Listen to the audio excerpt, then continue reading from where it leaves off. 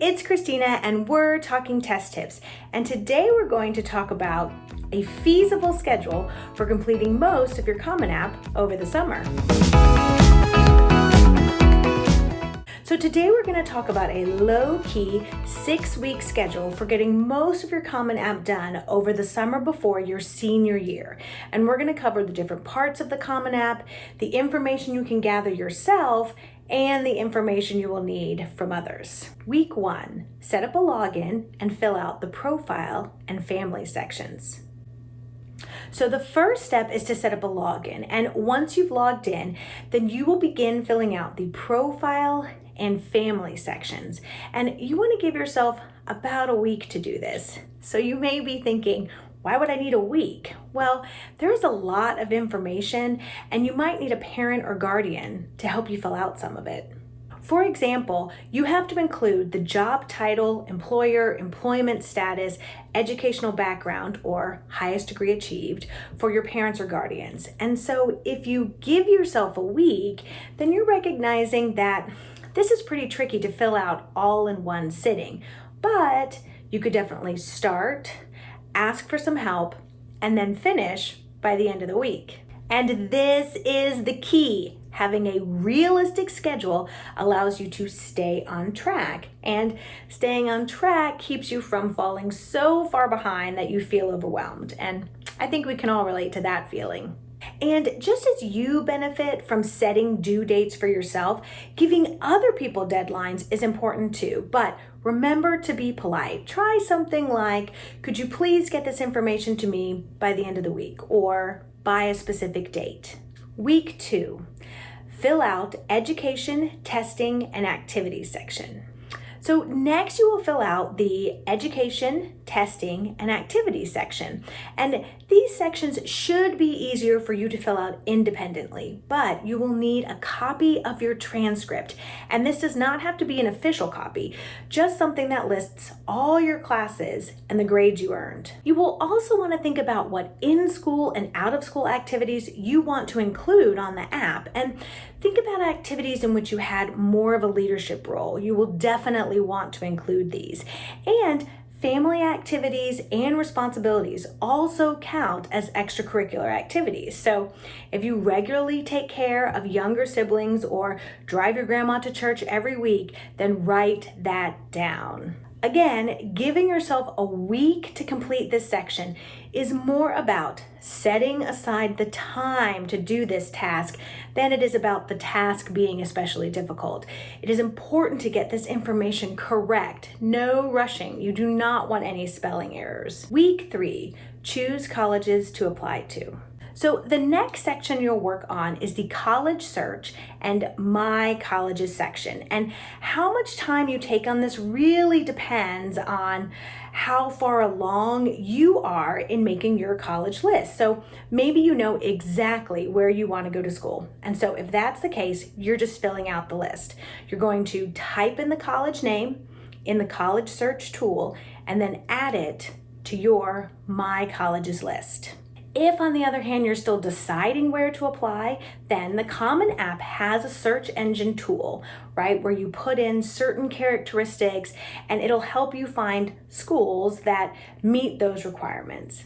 But I will tell you that there are better systems available to help you create this list, like College Board's Bright Futures tool, College Vine's search engine, and our college search spreadsheet. It is very important that you have an accurate list of colleges on your Common App because you need to review their additional requirements. So some schools will have additional information that you must complete beyond what you already completed on the Common App. So this could be additional questionnaires, short personal statements or short form essays, or additional long form essays. So given that different people are in different places in their journey to create an accurate list of schools, some people will just need 1 week for this section, and others will need 2 weeks. But keep in mind that creating a list of colleges and universities is not a full-time job, and that this task can definitely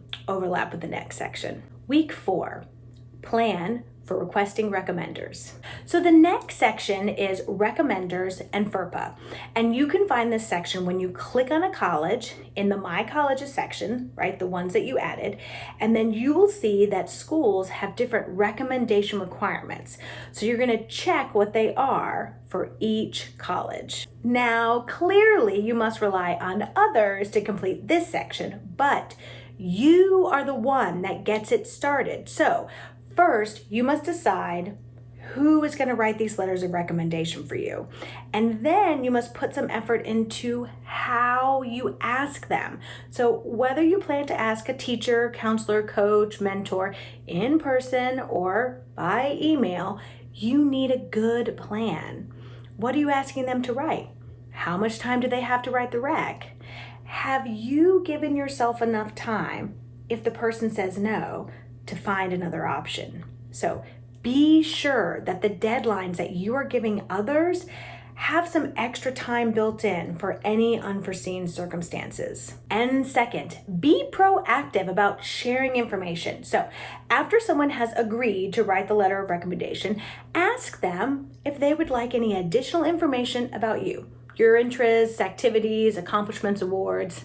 The Common App actually provides downloadable sheets called brag sheets that you and or your parents and guardians can fill out to give to those who are writing your letters of rec a little more information about you. And finally, be clear about what the person is to do once they have written the rec. So does your school rely on the Common App system, or do they have a different system or even additional software to help you, counselors, teachers, keep track of these additional materials? Now, if your school uses the Common App system, then that means that the burden falls on you to ensure that things are on track or that things have been received in a timely manner. So the key is knowing what is and what is not your responsibility throughout this whole process. In other words, you're using the summer to get your ducks in a row. Week 5 and 6. Completing the writing section. So finally, we're at the most important section and arguably the section that takes the most time, the writing section.